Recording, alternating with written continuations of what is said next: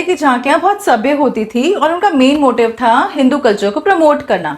वो बहुत स्टिल होती थी, जैसे कि राम दरबार की झांकी होगी या फिर शिव पार्वती जी कैलाश पर्वत पर बैठे हुए हैं। पर आजकल की झांकियों को देख के तो शर्म आ जाती है, जहां पर हिंदू देवी देवताओं को सड़क पर नचा भी देते हैं। और सिर्फ यही नहीं, बल्कि ये एक जरिया बन गया है पैसे कमाने का। आजकल आपने देखा होगा कि माता की चौकी के अंदर या जागरण के अंदर एक आदमी शेर बन के आता है और मंडली में से ही एक आदमी आता है, वारफेर करके उस शेर के मुंह में पैसा दे देता है। इस तरह से वो डेमो दिखाते हैं कि किस तरह से आपको वारफेर करके उस शेर के मुंह के अंदर पैसे देने हैं। वो शेर एक एक करके भक्तजनों के पास जाता है और भक्तजन भी बहुत ही इमोशनल होके या बहुत ही ज्यादा एक्साइटेड होके उस शेर के मुंह में वारफेर करके पैसे दे देते हैं। तो एक जरिया बन गया है कि किस तरह से आप भक्तजनों से पैसे कलेक्ट करो। एक और आपने झांकी देखी होगी हनुमान जी की।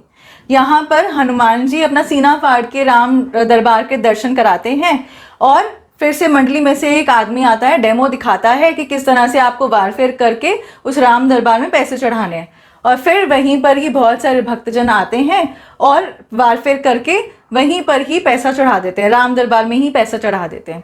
तो एक जरिया बना दिया है कि किस तरह से आप लोगों से पैसा कलेक्ट करो झांकियों के जरिए। अक्सर राधा कृष्ण की झांकियों में ये होता है कि वहीं पर ही एक मटका रख दिया जाता है जहां पर उनकी झांकियां दिखाई जा रही है। तो लोग आते हैं, वहां पर वारफेर करते हैं और उसी मटकी के अंदर पैसा रख देते हैं। और इतना ही नहीं, राधा जी को मटकी लेके ऑडियंस के पास भेज दिया जाता है और पीछे से गाना बजा दिया जाता है बधाई का, कि राधा जी बधाई लेने के लिए आपके पास आइए। और लोग पैसे निकाल निकाल के एज अ बधाई उस मटकी के अंदर डालते हैं।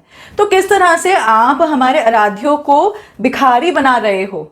मटकी लेके आप ऑडियंस के पास भेज रहे हो राधा जी को बधाई लेने के लिए।